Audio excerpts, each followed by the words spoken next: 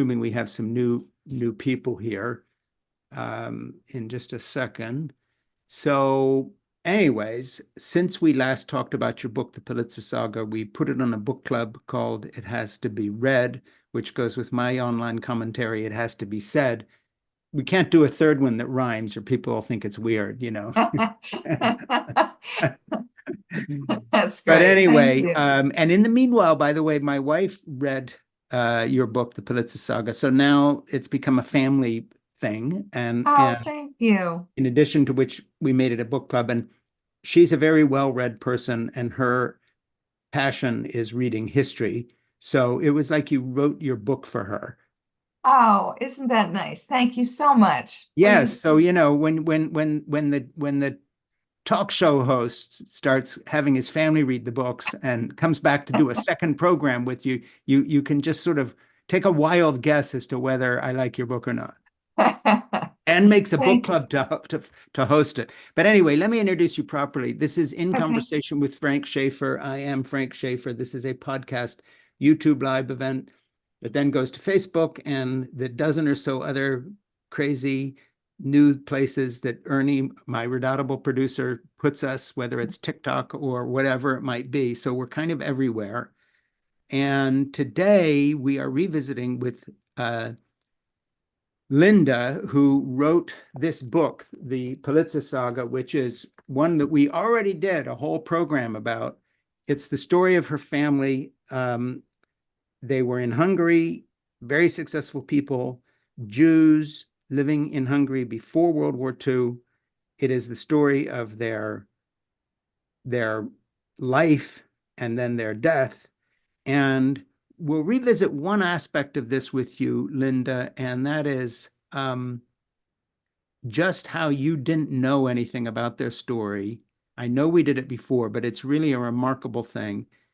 You really didn't know much about it. Talk one more time about how you came across the paperwork, the person who helped you sort through it in Hungary, not the book as much as the journey to the book. And Okay. then let's talk about the fact that this is a Holocaust remembrance time, and you've written a book about one family in that, and we'll get to that. But just first tell the story, because it's remarkable, about how you go through your whole life not really knowing anything about this. And then all of a sudden, your life changes because not only do you resurrect your entire family's history, you rediscover something that has been lost to time. You write a book about it, and it, of course, changes your life because now you know, you look at your own hands, your own face in a mirror, Yeah. and you kind of know not who you are and where you come from. But this book is so full of these pictures here, you know so much more about yourself. So take us there a little bit, and then again, this is Frank Schaeffer in Conversation with Frank Schaeffer, and we are talking about the Pulitzer Saga. Tell us about how you wrote this book. Well, yes, I will. First of all, Frank, thanks for having me back again. It's just such a pleasure talking with you, and I really appreciate your having me back. So thank you. Hmm. Um, so to give your listeners a little bit of background, I grew up in Buffalo, New York. I thought we had a normal family. I was raised Catholic. Hmm. I'm the middle child of seven. My parents were immigrants from Hungary. They came to the US after World War II. Hmm. And we just had a great childhood. And it was a very happy childhood. We did lots of things, lots of activities, and we went to church every Sunday. Uh, and then when I was 27, by accident, my sister was visiting her godmother in Montreal and simply asked her what was my great grandmother like. Hmm. And she came back and said, well, like a lot of Jewish women, my sister did a double take and said, what do you mean Jewish women? So that was how we found out. But at 27, I really, I was buried sort of in my own life. I was trying Hmm. to figure out who I was and what my career was going to be and so on. So I learned about it, and yes, I was surprised, but it also sort of felt normal. So I just didn't really pay any attention. But here and there, there were sometimes that web of secrecy could be broken a little bit. Mm, Not very much, but a little bit. And once I traveled with my mother to Budapest and asked her a lot of questions, and she gave me some answers, but even her answers weren't really the full truth at that mm, point. mm, And then in 2011, boy, it was, really just 11 days ago and 13 years ago, my parents' house caught fire. And and my sister was, who lived in Buffalo, still lives in Buffalo, was mm, just pulling out a lot of whatever she could save, paintings and whatever, so that they wouldn't be destroyed by the water, basically, from the fire engines. mm, So one of the things she pulled out and didn't even realize was a box. mm, And she put that box away in a closet and forgot about it. And then in about 2015, 2016, I decided, it's really time for me to learn about my family. And just at the same time, she was cleaning out the closet and found the box and sent it to me. mm. And in this box were photographs, many of the photographs you see in the book, a lot of photographs, a lot of documents, letters, and so on. But the documents and the letters were all in Hungarian, which I did not speak. And Google Translate is not very good Yeah. with Hungarian. Um, so I needed to find somebody that could help me. And through a friend of a friend, I found a woman here in Rockville, about a half an hour from me. Mm, And I took the box and we sat down, and I thought I would be at her house for about an hour. And 6 hours later, I yeah. finally, I had to leave because I had a commitment, but we could have stayed, another 2 days. Mm, Um, and she helped me translate, but it was more than translate. It was really important to understand the context of these documents. mm, And she said, and some of the documents were important documents. And so she said, you need to find someone that will help you research. And she had a friend, Andras Kazitsky, who the book is dedicated to, yeah. was just a remarkable, remarkable person, Mm, a lawyer and a sociologist. He had actually been blackballed by the Orban government, and that's a whole other story, but he was just a brilliant person. And he helped me, he said, yes, I will help you research your family. mm, And it was interesting, before we even started working, he did a Google, I think his own Hungarian Google, it wasn't quite Google, but a database, and he found just over 300 articles about my great grandfather alone. So yeah. he knew there was a rich source of information, but he truly was remarkable. Mm, He found information in places that most people, I think, couldn't find. So, mm. and Well, what was also remarkable about him is that he verified everything. He was yeah. not going to let anything go to, well, this may be this. He would verify it 2 or 3 ways. So we knew what he was finding was the truth. Yeah, and he was passionate about it. And of course, the book, The Pulitzer Saga, tells the story and also has all these photographs. And as I said, when I interviewed you in conversation with Frank Schaeffer a few months, weeks, years, whatever it was ago, I know it was recently. Um, the photographs and the documentation you put in here, including pictures of documents and all sorts of other things of this one family history.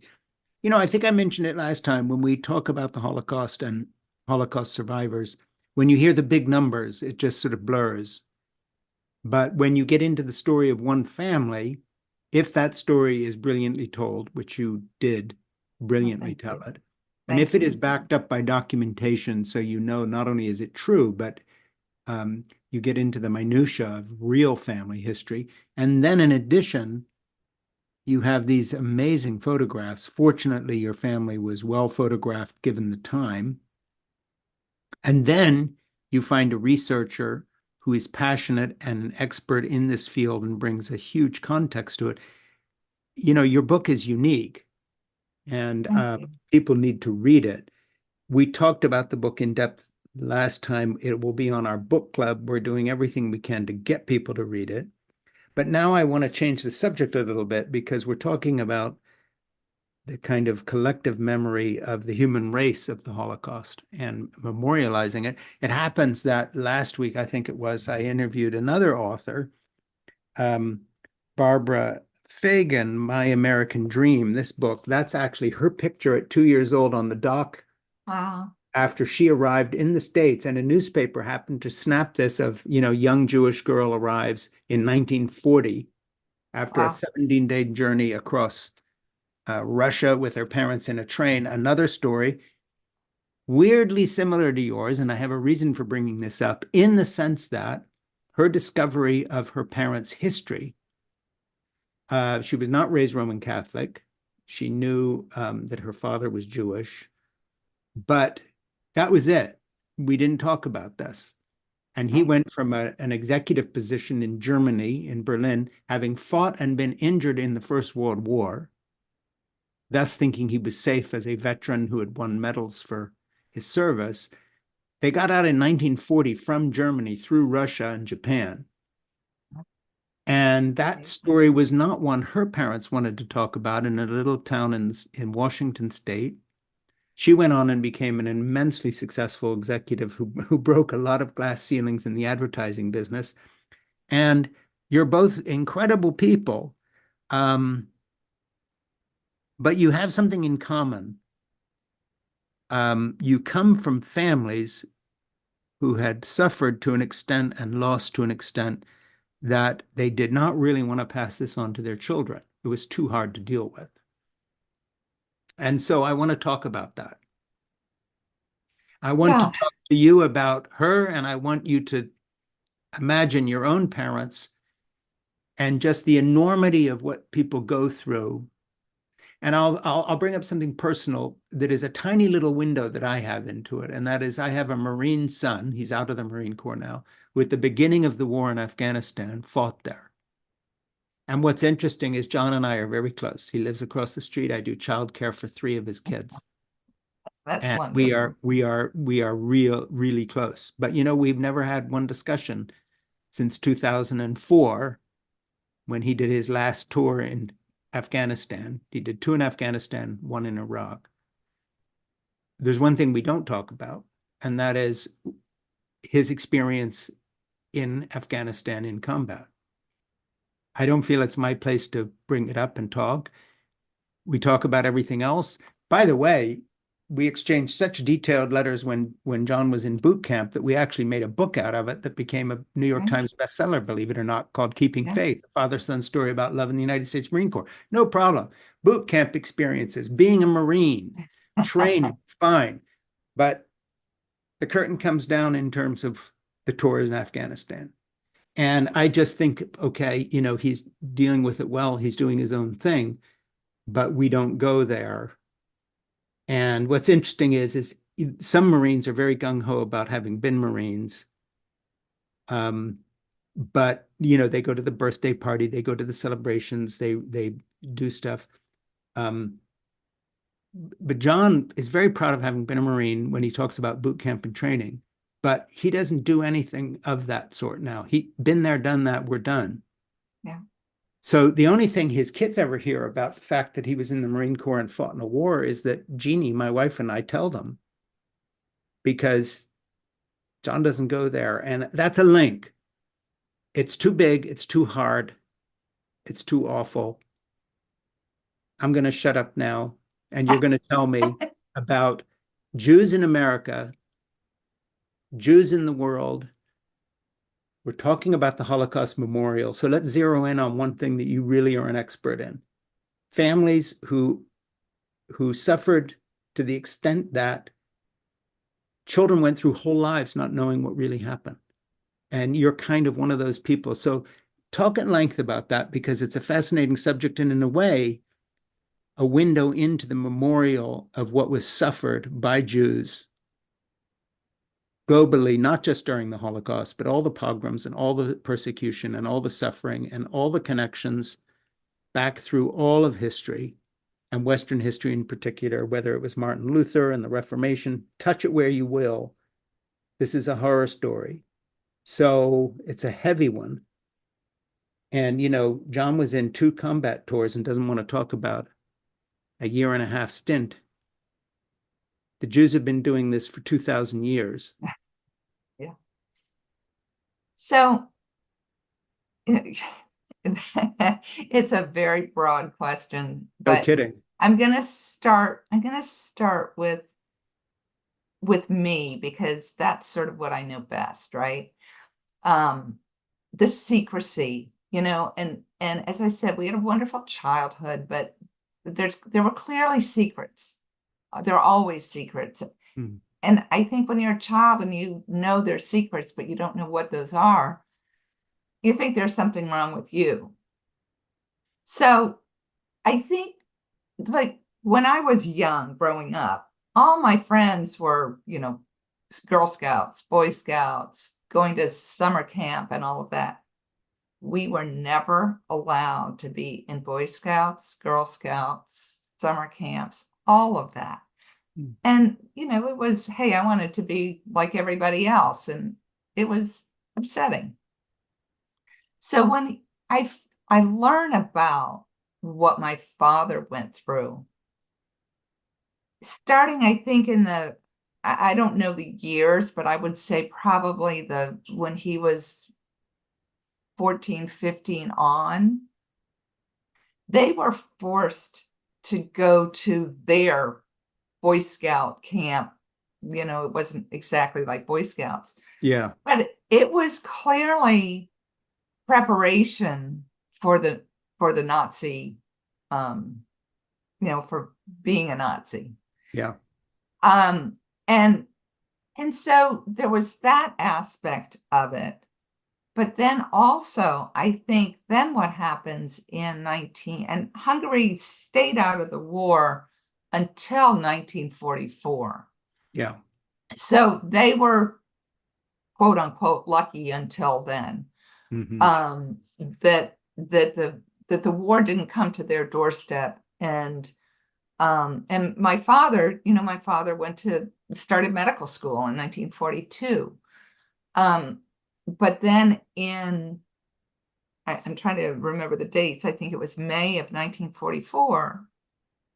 Oh, and even though he's in medical school, and by the way, the fact that he got in medical school is a miracle because there was the numerus clausus and only 6% of the student population could be Jewish. So I do know that my great-grandmother pulled all sorts of political strings that she had to get him into medical school. Mm. But his schooling was always interrupted by this military training that they had to go through.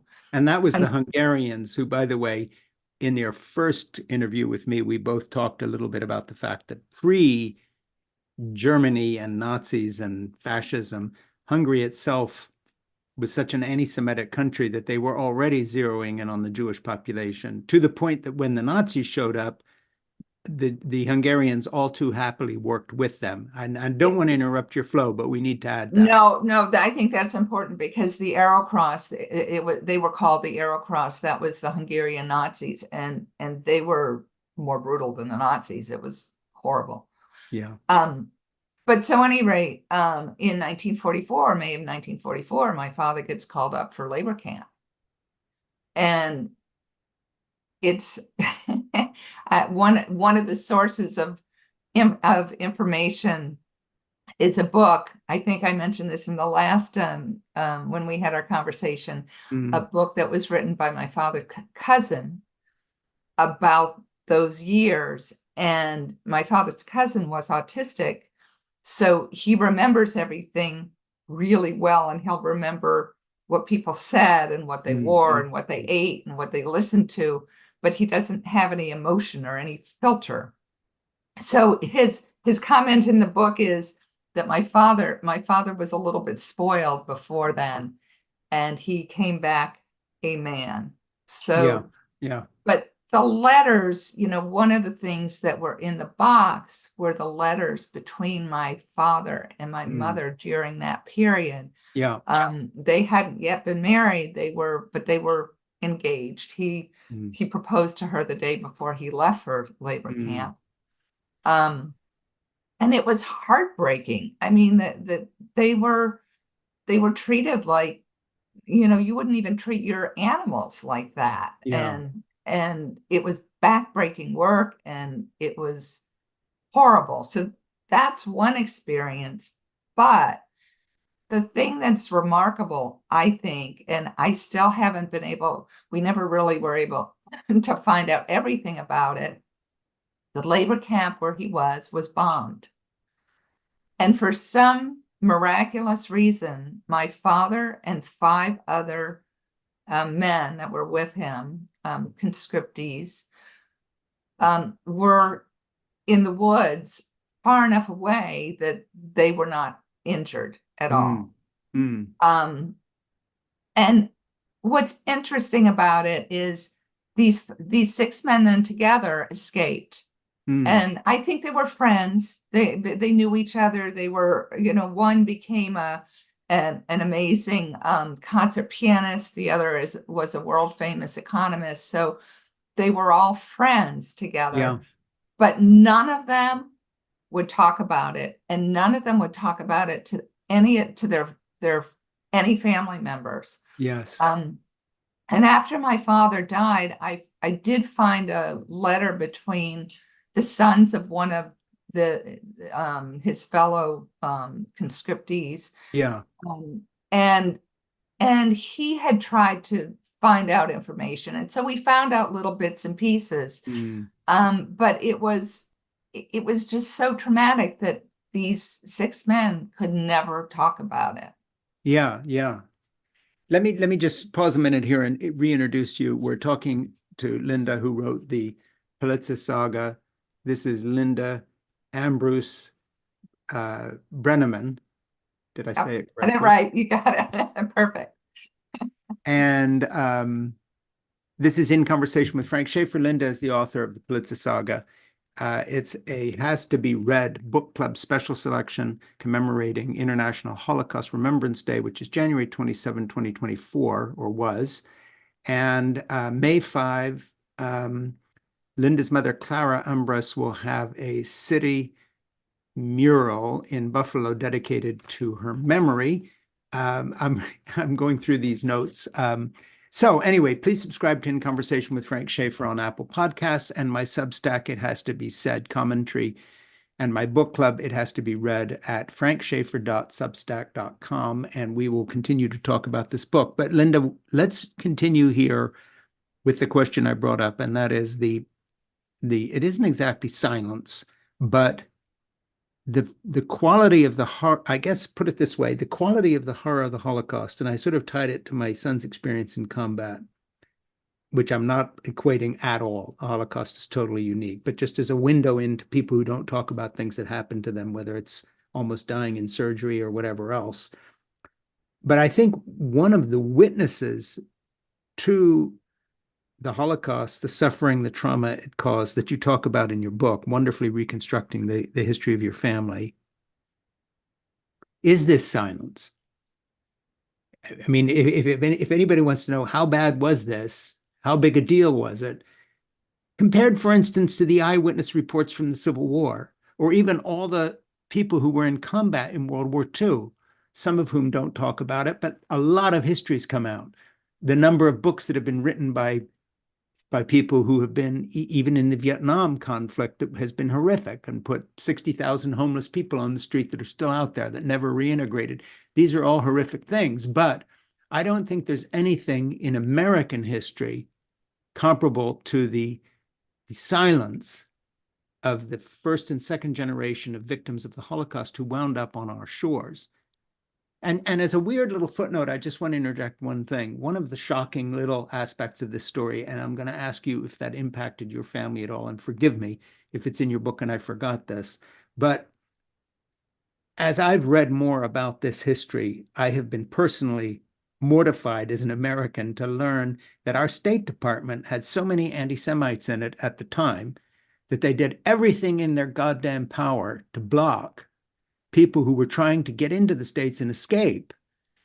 And it's horrific when you think about that. And by the way, little footnote here, um, there were thousands of Nazi camp guards and other people high up in the regime who were in various European prisons waiting for trial. And that same State Department, 3 years after the war, made sure almost all of them were released. We think of the Nuremberg trial. That was a token show trial of a few leaders. And our own US State Department was so filled with anti-Semites that they undermined the entire European project of justice, which it took about 30 or 40 years for the Germans, for instance, to try to reconstitute. And I know that's a footnote, but it's not, because no wonder Jews who came to our shores kept their mouths shut. They were the few lucky ones who had slipped through the net of anti-Semitism put there by our own State Department. And then, in addition to which, the suffering that we talked about. So I don't even know where to start with that, but I'm going to throw it back to you in terms of just the psychology of people who kept quiet, like you, and like, for instance, Barbara Fagan's family that she writes about. This story repeats, repeats, repeats, repeats. I wonder what the impact on our own culture is to have not heard these stories sufficiently told. I think the impact is huge, but Mm. I've I've got to go back to me because that's what I know. Um, you know, when you talk about the anti-Semitism in the US, I don't know if you've seen Ken Burns' um, 6-part summary about America during that time. Yeah. And one of the things that is just outstanding is that the Madison Square Garden was filled with 20,000 or more people who were rabid anti-Semites Yeah. time. And it's that, so yeah, America was not, when my parents came in 1950, you can understand that they wanted to start a new life. They Yes. wanted to put all of that horror and the trauma behind them, Mm. and they were lucky. They were one of the lucky few. They were recruited by Jefferson University to become professors at the medical school. Yeah. And they also then got their PhDs there. But my mother was Catholic and my father had converted. So I think it was easier to just put all that behind them and not talk about it Yeah. and just go on with their lives as Catholics. Yes. And then, they moved to Buffalo, I think in 1955, 1956, but, Mm-hmm. all the clubs, all the, Jews were not allowed anywhere. Hey, there's And a yacht club across the river from the Merrimack, the river nearby where I live. And in 1980, my real estate attorney was a guy by the name of Jan Schlichtman, and he had a little sailboat that he sailed around, and just mentioned casually. I said, "Oh, where are you? Do you dock your boat over at the yacht club? We're not talking a yacht. We're talking a little sailboat here, you right, know." right, right. And he said, "No, no, because," and this is 1980. They don't allow Jewish members. 1980. Yeah. I mean, 1980, not 1940, not 1919, 1980. And, a little thing. So, but hey, if you're part of that whole thing, are you going to be talking about this? No, you just get on with your life and just say, Just get on. and this isn't happening. Exactly. Yeah, my father loved the Saturn Club. That was his favorite club, but Yeah. I don't know when exactly he joined, but when he first moved to Buffalo, they wouldn't allow Jews. Yeah. So yeah, it's one of Yeah. those And of things. course, Harvard University is notorious. I mean, the list is just endless, but I guess I bring that up in the sense that it's a hammer and an anvil, because you have the the horror of the Holocaust you're carrying around in your head, having escaped, and your family's been killed, and you've lost this whole history. Then you come to the land of the free. You've been saved, but you were saved while many were not, because that very country has a State Department riddled with anti-Semites, and national heroes like Henry Ford, who are worshipped in the business world, are pro-Germany and pro-Hitler. As is the great national aeronautical hero Lindbergh, who flies the ocean Sure. and is an isolationist trying to keep us out of the war. So no wonder, you shut up and get on with it when you get here. But again, that leaves you and people like Barbara that I interviewed last week and others in a really weird position, because you've got this silence around your childhood that sort of singles you out for a psychological series of baggages to carry that are unusual. I That's mean, that's you've got this true. blank slate where you're supposed to have a history. Yeah. I mean, I was supposed to have grandfathers. What happened to my grandfathers? Yeah, There were excuses. He was a yeah, political prisoner, which yes was true, but that's not why he ended up in the concentration camp.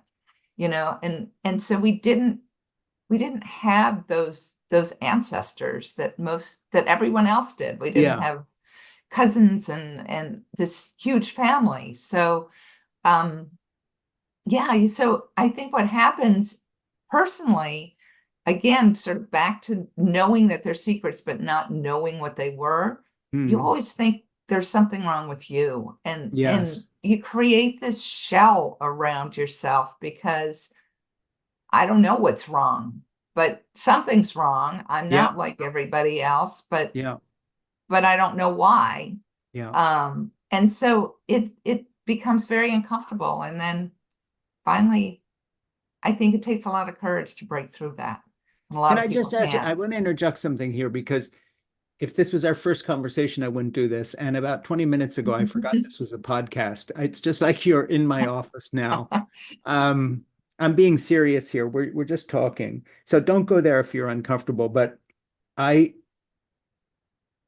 I grew up in this weird fundamentalist missionary background. We were singled out as different because, I'd meet people and they'd say, "What does your father do?" "Oh, well, they run a faith ministry. They pray for money." We were just so goddamn weird that all I wanted to do is grow up and be normal at something, Yeah, anything. But nobody in my family was wiping out our history because all our relatives had been murdered. And we gotcha. hadn't had to fight for our rights for 2,000 years, and the State Department wasn't trying to keep us out of getting back to our country. So nothing, a flea bite compared to what. So I want to get personal with you for a minute and just talk about your life. And that is, as you think about yourself at an age where you can look back and think things through, how has this affected you personally, other than the memories of being a child that's not a Girl Scout? But I mean, right up to the present day moment, how do you see yourself as a part or other? And I don't mean in terms of being Jewish, I'm talking about the burden of this silence. How has that translated into shaping your own life as an adult woman who's grown up with this, but surely can't leave it behind because this is you? Well, I think again, it was that shell that I put around myself. So, Hmm. so I had close friendships, but just a few close friendships. I was never somebody, I'm not an extrovert, I'm a real introvert. And I think that was part of it. Um, I will say that I think also just not really understanding my father and why. And Hmm. and and I think you build up this anger. It's not conscious, but it's this unconscious um anger and lack of confidence, I Yeah. think. I think because you don't really know who you are. And I think through this process, going on this journey of discovery and really learning that I do have ancestors, that I actually do belong to this earth, Yes. that it's not just some accident that I'm here, that I have these ancestors, that their DNA is in my DNA. Hmm. I feel all of a sudden that I belong. Mm, It's given me a lot more self-confidence. It's given me a lot more freedom. mm. I'm not sure, even 20 years ago, I could have had this conversation with you. Yeah, no, I understand. I would have been way too shy and introverted and hey, there's something wrong with me. Yeah. So I wouldn't be willing to talk about it. Mm, And so I think it's given me a freedom. There truly is, the saying, I know it's a pat saying, but the truth will mm. set you free. And in my case, it's really true. You know, a subject that has really interested me, and this is not a change in subject, it's a little bit of a twist in this road, in the context of writing in the last couple of years about family relationships. The book that will never end. I just keep working on it. This is like year 5 on this now. So anyway, and I'm 71, so this is now a race between my demise and the completion of the book. But that's a different level of concern. But all kidding aside, one of the interesting studies that I came across, and I did an extensive reading on without intending on it, but I got into it because it impacted what I was writing about in terms of childcare and family relationships and how they shape you, is an academic subject that's called epigenetics. And epigenetics is a very interesting subject. And I really had no grasp of it until I read about it. Um, and for people not familiar with epigenetics, there's a basic theory that it discovered and then kind of proved, if you want to put it that way, with a lot of good research across the world in the US and in Spain and other places. And it's something that we didn't understand. We all know how childhood experiences impact us. But what people did not realize until the study of epigenetics come along, and that is the experiences of your parents and ancestors impact you in a genetic way that has nothing to do with your even memories. So that if, for instance, you have a parent or grandparent generations back that suffers a terrific trauma and or is raised very happily, it's not all negative things. Right. Your actual genetics are impacted. You are different, even if you never knew them or never knew the story. And I really have to go there because we're talking about Holocaust remembrance. And it seems to me that if the whole epigenetic blessing or curse could be studied anywhere effectively, it would be in what it has done to an entire peoples whose disproportionate level of persecution and suffering for 2,000 years, culminating in this absolute horror. Um, you know, they did all their experiments on mice and all the usual victims, in terms of shyness and how they behave generations later, multiplied quickly, and then in humans. But it seems to me that part of that epigenetic inheritance for someone like your father is his silence. But then nobody gets out alive because whether you deal with this quote unquote or not, it's like I had polio. My leg is atrophied. Tough shit. It's atrophied. I can't do a damn thing about it because I didn't get vaccine in time and got polio in 54. So it's a thing. It's a real thing. This is not a Right. psychological thing. And epigenetics is mind blowing because it's not like you're psychologically hurt or fearful. This goes much deeper. This is like a physical actuality of your genetic structure. Your genetic scaffolding is changed because of what happens to people in the past who you come from, whether you met them or not or know their stories. I've gone on too long. Fascinating subject. But how do you feel yourself in terms of just that kind of impact? Let's say for a minute what I'm telling you is true. And it happens to be, I think, when you look at the science a little. I believe it. I mean, I think, well, in the Bible, what do they say? They say the sins of your father Yep. are, what is it, 8 generations. And Yeah. so, and just interestingly enough, the book goes back 8 generations. Mm. So when you look at these people and what they've been through and all these cataclysmic events and how they responded, and the one thing I think that was very inspirational to me is their resilience Mm. and I feel like I have that. I have some resilience Yeah. that they sort of blessed. I'm blessed with that from Yeah. them. Yeah. So yeah, yeah. What's interesting on the physical, I'll just, and maybe this isn't quite the same thing, but what was interesting is through this journey, I discovered some cousins. And there's one cousin in California. And we met for the first time about probably 3 years ago now. But when we first met, first of all, he's not a first cousin, he's pretty distant. But everyone said, wow, he looks exactly like my father. And then he said to me, I guess, you have these, sort of the way I move my hands, the way, Sure. all these. Hey, what I'm doing right here, if you look at a picture of my dad in the living room doing a discussion, Yeah. that's what you got. And I'm not remembering that and imitating him, but isn't that nuts? Yeah. And so it's the same, these facial expressions, these hand expressions, how Sure. he said, I was exactly like his mother. Yeah. So there is some kind of strong familial connection Sure. that we share. And yeah, so anyway, the epigenetics, I believe in that. I believe that I carry those genes from my relatives. I'm talking about the Politzer Saga, which is this incredible book. By the way, it exists. This is an advanced copy. And the reason I've got this instead of the real book is this is the one that I turned all the pages down and read when I got it. It's my own little copy with notes in it.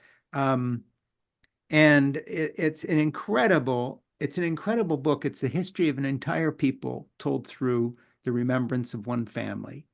And because Linda can write, and because she did her due diligence and had help from a remarkable person who came and assisted her, and involved trips to Hungary and so forth. It's this kind of double fraught history because you were raised as a Catholic out of a tradition in a country in which the Catholicism in Hungary was as right-wing and nasty and anti-Semitic as any iteration of anti-Semitism except for the Nazis themselves. And in the case of Hungary, as bad as or worse before they even got there, which is pretty remarkable to say, but I'm afraid is true. So let's turn the page here a little bit and just reintroduce you a second. This is In Conversation with Frank Schaeffer. My guest today is Linda Ambrus Broenniman, and she's the author of the Politzer Saga. And we are having that as a book club. A book in our book club, it has to be read. And so you will be hearing more about that. We will put links to the book and everything else to do with Linda's project. We have had a whole show talking about the book. If you've just tuned in and you're thinking, why isn't he talking about the book? We did a whole thing. Go back through our archive, find Linda's show, and we talked about the book, and I held it up, and we looked at the pictures, and we did the whole thing. Now we are doing a Holocaust Remembrance Day project here, which took place on January 27, but we're doing this here with Linda. And so we're talking about a much broader subject, of which, of course, totally impacted her family. And so I want to turn the page a little bit and talk simply about your own life and your family's life, the people you've reconnected with now, in terms of reaction from like these cousins, whomever, to the fact that you took the trouble to go back and, as it were, resurrect, clothe, and make alive again an entire family that had been literally wiped off the face of the earth. And that's an incredible project. And what it represents in terms of Holocaust Remembrance Day is just very, very poignant indeed. So talk a little bit about the reaction to the book, as well as the process of writing the book, which we went into a little last time, but they're kind of the same subject, how it impacted you, but also how it impacted other people in the immediate family, this kind of unexpected gift you gave this tribe of your own.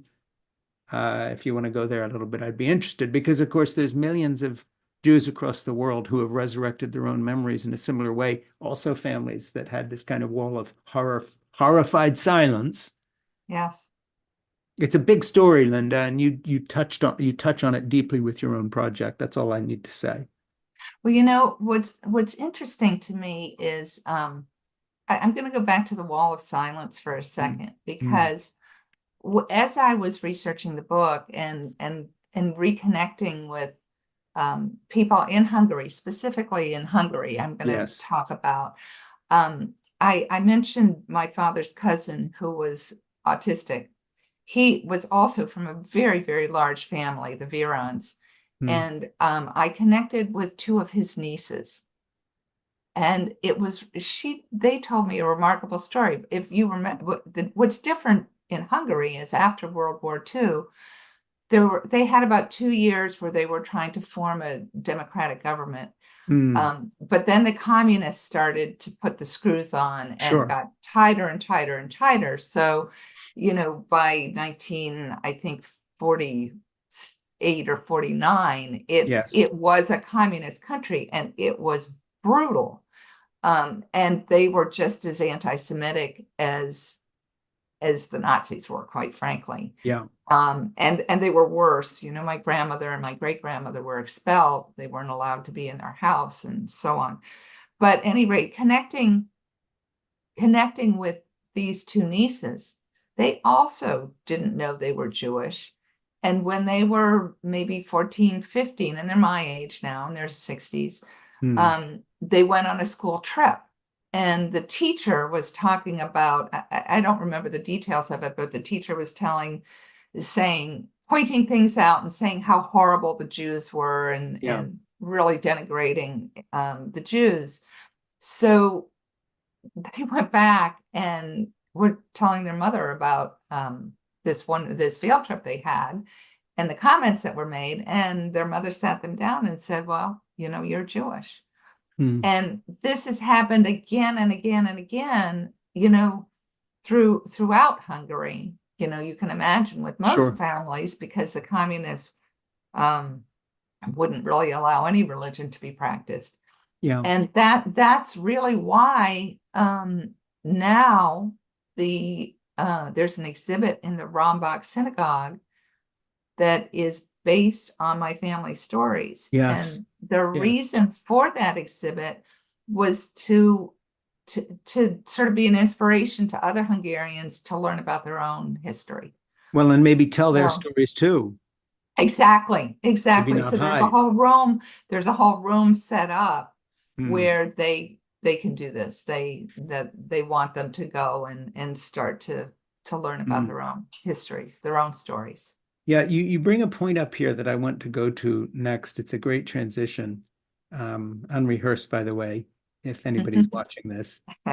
Organic, real conversation in conversation with Frank Schaeffer. Um, I grew up in Europe in Switzerland, and my parents had this little Christian mission called L'Abri Fellowship. We had all sorts of people come, including, by the way, Jews who felt very comfortable there because my mom was very pro uh, Jewish, and would be furious with anybody who had even the least shadow of anti-Semitism even in their attitude towards anyone. Um, Footnote. So that's how I grew up in a very devoutly Christian family.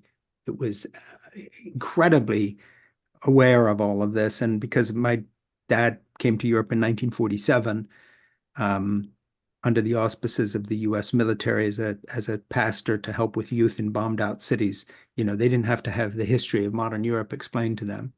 But Right. anyway, I want to go somewhere else and just say, let's look at Hungary for a minute. The Hungarian Roman Catholic Church was as anti-Semitic or worse in its fascism before the Nazis got there. Horrible. The communists come in, they're horrible. Um, it seems to me that one of the deficits we have in the US is an ignorance of general history to the point where Americans consistently and annoyingly to me, sorry everybody, completely underestimate how fortunate we are to be here no matter what's going on in comparison with everybody else's history, including, by the way, our anti-Semitic State Department that was horrible, but not as horrible as the people who were putting people in cattle cars and murdering them on an industrial scale. And I think I want to ask you a question, and that is, this kind of general blindness, just to say the history of Hungary and what happened and what it meant, not just to be a Jew in Hungary, but what it meant to be a Hungarian with Russian tanks coming in. Update Vladimir Putin murdering the one person who was standing up to him in a Siberian prison, his mother and wife not given access to his body. The story goes on. It's rough out there. How do you think your life as an American who is a Jew in the States, Jewish in the States with this Jewish family, raised in a Catholic, this weird background, but how do you think these issues are impacted by, and I don't want to be rude, but by the level of American ignorance about what the actual world consists of in terms of our history, in terms of any comparison to our lives and backgrounds? So, I'm just very struck by this. And it seems to me that putting anything in perspective, the service that your book, The Pulitzer Saga, does, one of the services it does is just say, hey, there's a big world out there. There's a lot of stories here, aside from the story of the Jews and the persecution of the Jews. How about just a little historical context? And I think the same goes even for our own history. There are these dark chapters of our own history we don't want to know about. And we kind of paper over this kind of happy, clappy, let's just be cheerful, optimistic American thing. I'm fishing for something here that I think you would have a great insight into as someone who knows something about history, who has written a history, which gives you an insight into the value of history. And I'd like you to just talk about that a little bit in the context of this historical amnesia we suffer from in the States about not just only anti-Semitism, but the entire context of the struggle of the Jewish people. Well, I will say, for me, I was woefully ignorant about history. And what was interesting is I go back to in 1990, I went to Hungary with my mother. And as I had said before, she told me lots of stories. But if I had understood history, Sure. I could have asked her such different questions. So one of the things that I had to do in writing this book was really delve deeply into history. And I read as much history as I could, trying to understand the eras, even going back all the way to the 1700s, because I think their history repeats itself. They say that's what they say, but it really does. And so you've got to go back. And especially in these countries, I mean, they were here a lot longer than we were. Or I shouldn't say that. That's not quite true. But let's say, because I'm sure there's a very rich history of Indians and Native Americans and so on. But for the average white person, right, white Christian, sure. We just as you said, we really don't understand the history that Europeans had, and all of these conflicts and the trauma that gets carried over and over and over. So I'm sorry, I think I sort of lost the thread. No, you didn't. You're going there, and the fact is, because you've written in a very effective history of one family, you're very aware. I was very aware in reading your book, The Pulitzer Saga, how the rich kind of tapestry of that history with the documents and the photographs and what happened to the individual members of the family comes through. And I'm just saying that we need a lot more of that in terms of all of our stories of how we got here, because America's weird, because it's this quote new world and we've come here to start over and the American dream. I think that it's an American phenomena besides simply the Jewish memory that's lost. That there are a lot of people out there who don't want to remember how poor their family was in Sicily. There's a lot of people out there, and I think it's very apropos of the Black community. And that is, I have older Black friends, and we've been interviewing a number of Black authors on this program, men and women from various backgrounds. And it's very interesting, within the Black community itself, there has to be a kind of an effort to revive a vivid memory of the suffering of the Black community here. And not just, hey, let's just get on with it and not keep going there. Well, of course, it's a very natural reaction. It's like I don't get up every morning and want to talk about the fact I had polio Right. and nearly died. Why do I want to talk about this anymore? I'm done. I'm just getting on with the day. I've got, it's a very natural reaction. But it's also, and I guess this is what I'm fishing for, there's a particularly American angle of, hey, we're starting over. We're immigrants. We've come here. Let's begin again. So in a way, I think the kind of the Jewish thing of like, we suffered a lot already, let's not talk about it anymore. In the context of America is, there's a doubling down on let's not go there. Well, I think there's a difference between avoidance Mm, and then facing something and moving on. yeah, I think we need to accept our past, yeah. and then we can move on, I think, in a more positive way Mm, with that knowledge. But when you avoid it yeah. and don't want to go there, it doesn't work.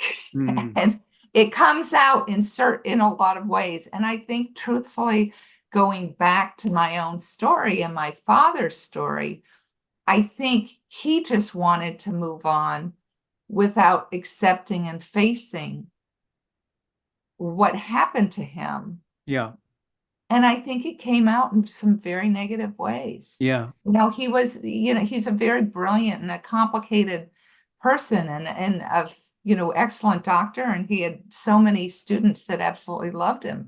mm, But he could be tough. He could be, he could explode